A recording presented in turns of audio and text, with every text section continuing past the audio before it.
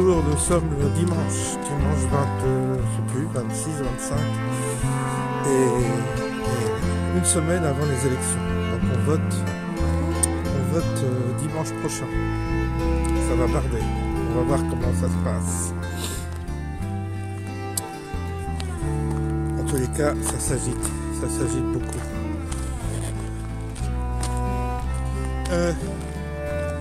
Oui, toujours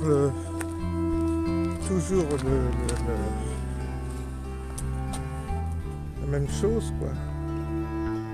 Alors là, on a un temps agréable. On a un temps... Oh, je suis un peu cassé aujourd'hui. On a un temps agréable, mais le dimanche, je suis jamais très bien le dimanche. Ça me réussit pas le dimanche. Temps agréable ce soir, il est 7h, et puis il fait bon. Ça faisait longtemps que c'était pas arrivé. Donc c'est toujours bon à prendre. Une journée de chaleur. On va voir si le climat s'améliore. Quant au climat politique, je crains que ce soit un peu chaud les semaines qui nous attendent. Un peu compliqué. Surtout pour les vacances et pour les JO. J'arrive pas à voir comment tout ça va fonctionner. Mais bon. Oui, figurez-vous que j'ai eu l'appel d'un ami qui s'appelle Christophe. Et je vous donnerai ses coordonnées. Un ami corse. Et il m'a appelé parce qu'il est dans la merde. Oui. J'ai toujours pas j'ai dit qu'il m'envoie ses liens. Enfin, un ami que j'ai connu il y a longtemps, avec lequel j'avais fait l'examen pour être moniteur auto-école, que lui a réussi et moi j'ai loupé. Vous voyez. Et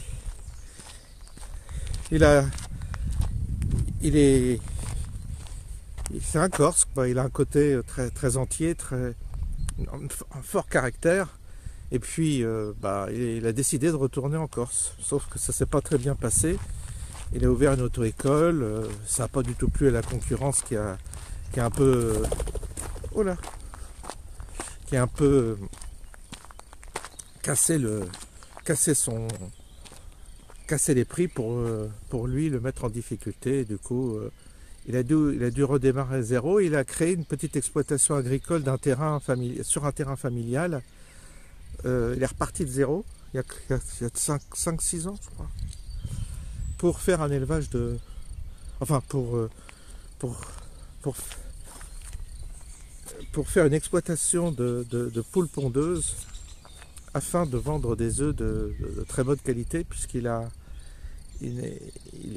avait réussi, grâce à la qualité de son exploitation, parce que je le connais, il est perfectionniste, donc il a fait le truc nickel de chez nickel, et il bossait tout le temps, 7 jours sur 7, et puis jamais de vacances évidemment, 3 filles, et 3 jeunes filles, donc grosse responsabilité. Donc il a redémarré démarré ce business là et il s'y est mis à fond. Il a réussi à avoir des clients locaux, des hôtels, des restaurants, des commerçants qui revendaient et puis ils faisaient les marchés, qui commençaient à s'en sortir. Et puis là, grosse tuile, lors d'un contrôle sanitaire, ils ont découvert une bactérie. Alors écoutez bien, une bactérie qui est autorisée partout en Europe, sauf en France, parce que nous, on est au niveau des normes, on est tous plus. Ce qui fait que cette bactérie qui est inoffensive pour l'homme, c'est ce qu'il m'a dit, eh bien, ils ont décidé, après avoir versé, ils ont décidé de lui ordonner d'abattre tout son bétail, enfin toutes ses poules, et tout son élevage, et tout à sa charge. Il m'a dit, il n'y a pas d'assurance, parce que depuis la grippe aviaire, il m'a dit, comme il y a eu pas mal dans les exploitations de problèmes avec la grippe aviaire, c'est ce qu'il m'a dit rapidement, je n'ai pas approfondi le sujet, mais en gros, il ne pouvait pas s'assurer. Donc, il doit détruire ses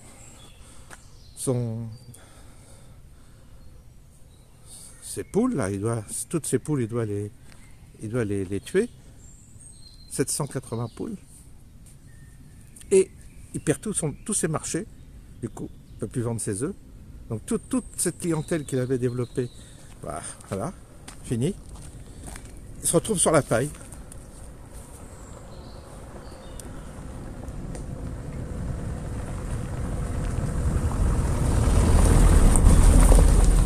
Il se retrouve sur la paille et c'est le cas de le dire. Et il doit redéclencher, il m'a dit, le RSA, tout ça, parce que évidemment il se retrouve, il n'a plus de revenus, il a des crédits en cours, il avait fait 60 000 euros d'investissement qu'il doit payer à la banque. Et puis figurez-vous que il doit payer, il doit trouver plus de 20 000 euros. Parce que ça va coûter entre 20 et 30 000 euros le fait de faire tuer ses poules, ensuite de faire une espèce de nettoyage sanitaire pour éliminer cette bactérie, et de racheter des nouvelles poules pondeuses, il y en a pour plus d'1 an, de remettre tout ça en route. Et il doit trouver 25 000, 30 000 euros, je crois, à peu près. Tout compris, hein. C'est ce qu'il m'a dit très rapidement. Puis la communication était mauvaise, les réseaux fonctionnent mal en ce moment. Donc il y a des morceaux que je lui ai dit. Puis en plus, il s'est coupé de... Il a voulu...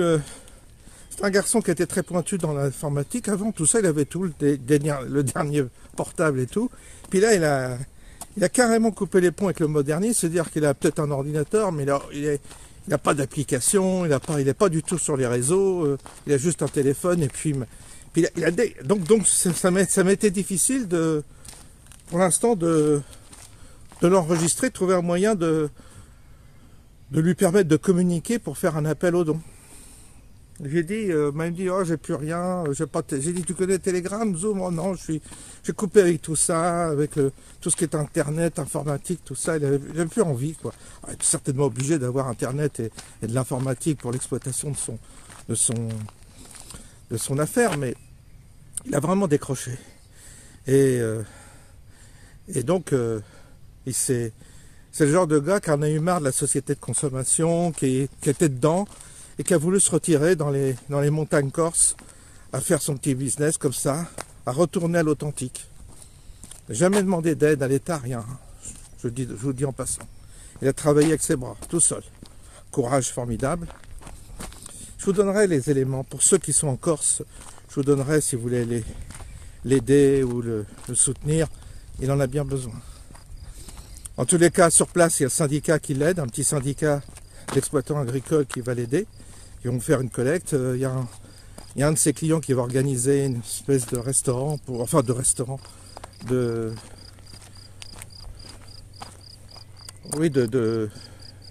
espèce de, comment dire, de grand barbecue pour grande table, comme ça il va ouvrir, il va inviter des gens pour lui faire quelques donations à l'occasion d'un barbecue, d'une espèce de repas festif qui va être fait là-bas à Corse pour lui. Et de mon côté, moi je lui ai proposé de l'aider, de le faire connaître, et puis de faire en sorte qu'on puisse lui envoyer des dons, si on peut, pour ceux qui peuvent, pour l'aider à qu'il ait au moins les 30 000 euros, les 25 000 euros, qui lui permettent de redémarrer, quoi, parce que là, elle est dans la grosse panade. Donc pour l'instant, j'ai dit, envoie-moi au moins ton RIB. J'ai déjà envoyé quelque chose, mais il m'a pas envoyé. Je vois qu'il est pas.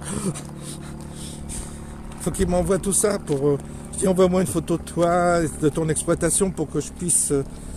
puis ton adresse, si les gens veulent t'envoyer un chèque, ils t'envoient un chèque. Il y a des gens qui sont prêts à donner leur petit obol, quoi, pour essayer de l'aider.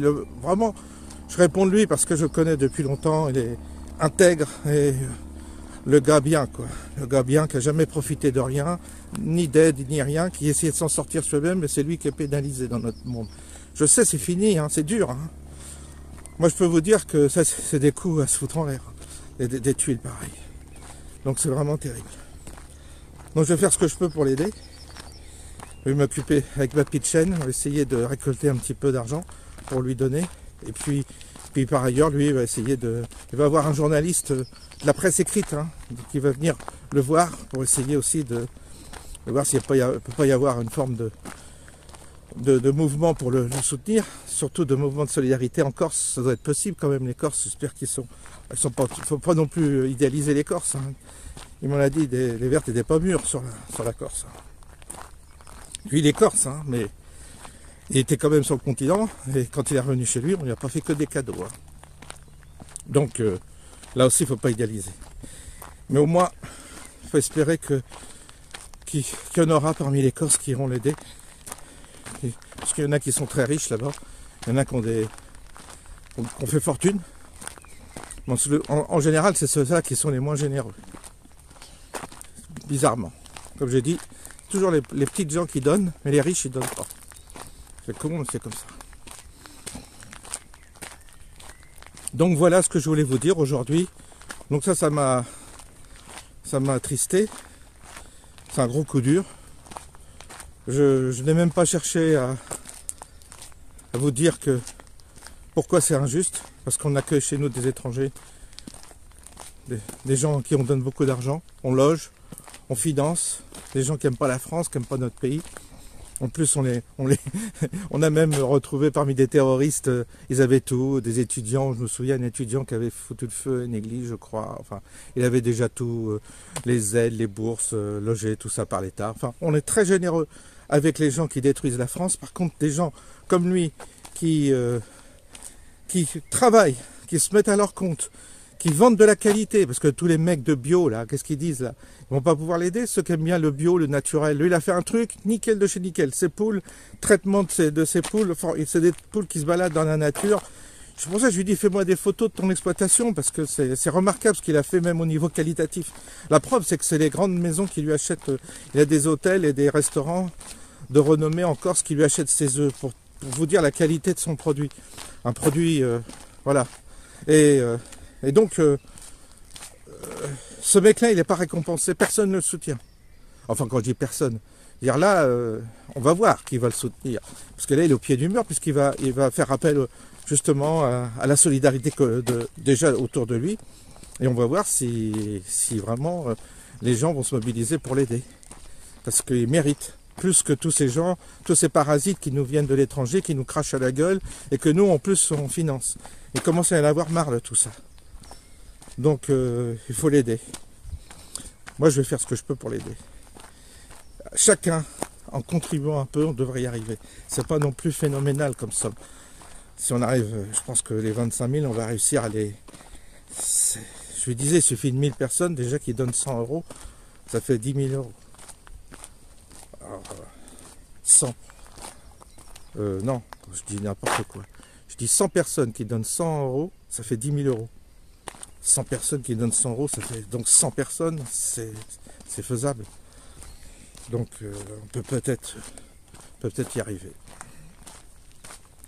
En tous les cas, encore un grand défi. C'est quelqu'un comme moi qui est fils unique, c'est quelqu'un comme moi qui a eu sa mère qui est mort du cancer, et après lui il a eu son père qui s'est pendu. Alors, il est fils unique en plus, enfin il a créé une famille lui. Mais pour vous dire, il a morflé. Et donc, je connais un peu son histoire et je peux vous dire que la vie n'a pas fait de cadeau. Ah non, à partir du moment, de toute façon, dans ce monde où vous êtes droit, honnête, vous jouez le jeu, on vous met des bâtons dans les roues. Tout le temps. C'est un monde d'adversité, alors évidemment, il y en a qui aiment pareil, il faut être positif, bah oui. Bah, pour ceux qui disent qu'il faut être positif, qui donnent en premier, qui l'aident. Au lieu de dire il faut être positif, puis rien branler, puis rien donner. Parce que j'en connais beaucoup comme ça, ils disent il faut être positif, mais ils donnent pas un centime à rien, à des causes comme ça. Ils sont dans leur petit égoïsme. Mais je connais les beaux parleurs. Là, là on n'est plus au moment où il faut parler, on est au moment où il faut aider. Donc il faut le sortir de là. Donc je vais faire en sorte de le faire connaître. Il faut qu'il m'envoie j'ai dit, envoie-moi des photos de toi, de ton exploitation, que les gens puissent, puis son adresse, comme ça les gens pourront voir par eux-mêmes là-bas. Ils pourront, puis sa réputation, une très bonne réputation, auprès des distributeurs aussi. Je sais qu'Ajaccio, il est à 1 heure d'Ajaccio, et qu'Ajaccio, il y a des bouchers qui vont l'aider, parce qu'il vendait dans des boucheries, il revendait ses œufs, je crois, et il m'a dit... Il y a un réseau comme ça de commerçants qui vont l'aider. C'est bien, c'est bien. Donc vous voyez, il n'est pas tout seul quand même, heureusement. Mais ils sont malheureux parce qu'ils disent qu'ils ont vu un jeune garçon qui se donne à fond, qui produit de la qualité. Et l'État lui ordonne comme ça, parce que cette bactérie, en fait, il m'a dit en Italie, tout ça elle est autorisé, donc on va importer des œufs d'Italie, de Hongrie, de n'importe où cette bactérie elle est peut-être dedans puisqu'elle est inoffensive pour l'homme, mais lui, on lui ordonne de détruire ses poules. Le préfet a pris la décision. Ils ont tergiversé à un moment donné, ils pensaient que ça allait passer, parce ça a été analysé par le laboratoire Pasteur à Paris, tout ça. Donc ils ont vraiment essayé le syndicat a essayé de l'épauler dans cette affaire, mais rien à faire. Alors c'est des fameuses normes, vous savez, sanitaires, qui sont très exigeantes, et alors qu'on importe de la merde. Hein. C'est ça c'est là le problème, vous voyez. Moi je veux bien qu'on mette des normes sanitaires élevées, mais alors qu'on n'importe pas des produits d'ailleurs où on n'exige pas les mêmes normes. C'est complètement absurde. On tue nos sociétés au nom d'une norme super formidable, et on importe de la merde de l'étranger. Ça va pas ce système-là. C'est logique, un enfant de 10 ans, il est capable de comprendre ça. Alors, ils l'ont dit les exploitants agricoles, mais qu'est-ce que vous voulez? Qu'est-ce que vous voulez? Ils font pas le poids, quand ils sont arrivés à Paris, tout ça, ils font pas le poids contre contre les médias, contre la propagande d'État, contre ce gouvernement de merde. Cet État profond de merde. Alors franchement, là, je suis écœuré pour ce qui lui arrive. Écœuré. C'est dur pour ceux qui sont à leur compte. Hein. Vous savez, c'est dur. Hein. C'est dur. Hein. Quand vous avez votre petite exploitation, c'est dur. Tous ceux qui sont passés par là, ils le savent. Ceux qui m'écoutent, qui ont créé leur business comme ça, c'est dur. Et croyez-moi, on s'enrichit pas. Hein. Non, non, on s'enrichit pas. Bien plus facile d'être fonctionnaire, je peux vous le dire. Hein. En léchant le cul de son chef, comme j'ai vu chez moi, à l'inspection du travail ou même à la préfecture de police. Ah, ça y va, le léchage de bottes, pour grappir des échelons, une prime. Ces gens-là, non, c'est de la merde, ils n'ont aucun mérite. Mais par contre, ceux qui bossent, ceux qui ont du mérite, vous avez vu comment ils sont traités? Alors, il y a une dame qui l'a reçue, là, en Corse, là, pour son dossier. Alors, il a dit qu'il était un peu désespéré, il était à 2 doigts de péter un plomb. Il a dit, mais vous savez, il y a un numéro vert, il a dit. Un service social ou je sais pas. Voilà ce qu'ils savent dire, les fonctionnaires. Qui, eux, toutes les semaines, tous les mois, ils ont le salaire qui tombe facilement. Par contre, ces petits exploitants, quand ils ont quelqu'un en face d'eux en difficulté, ben, vous savez, il y a un numéro vert. Alors, quelle indignité. Non. Vraiment, c'est pas cette population, franchement. Non, non, ça va être compliqué pour lui. Puis là, il va faire il sera moins bien traité qu'un étranger, je vous le dis tout de suite. Moins bien traité qu'un étranger. C'est sûr. Moi, je les connais, les loustiques dans l'administration. Je les connais. Il n'a pas la chance d'être français. Il n'a pas la chance d'être un parasite, un cas social. Donc là, il va avoir le droit à rien. C'est normal. C'est comme ça notre monde. Je vous dis, c'est honteux. C'est honteux. Il y a de quoi d'être révolté. Mais vraiment révolté. Donc, voilà, c'était pour vous souhaiter... Bon, je vous souhaite une bonne semaine. Vous savez que les élections ont lieu la semaine prochaine, donc c'est un enjeu majeur. Ceux qui ne veulent pas voter, ben voilà, quoi. Et parce que quand ça va leur tomber dessus, un jour, les conséquences de leur lâcheté, ben, ils paieront le prix aussi. Tous ces gens qui ne se mobilisent pas, là, ils vont payer le prix, je peux vous le dire. Parce qu'on ne fera pas de cadeaux aux Français. Après, c'est ouverture des vannes, immigration plus, et le petit Français, il passera la trappe. C'est ce qui vous attend, vous, les petits Français, que vous ne bougez pas le cul. Donc franchement, là, c'est pas le moment de rigoler. Je vous souhaite une bonne semaine pour ceux qui bossent. Toutes les galères avec tout ce qui va se passer avec les Jeux Olympiques, galères de circulation, ça aussi, je plains tous ceux qui bossent, toujours pareil. Et puis on se dit à bientôt.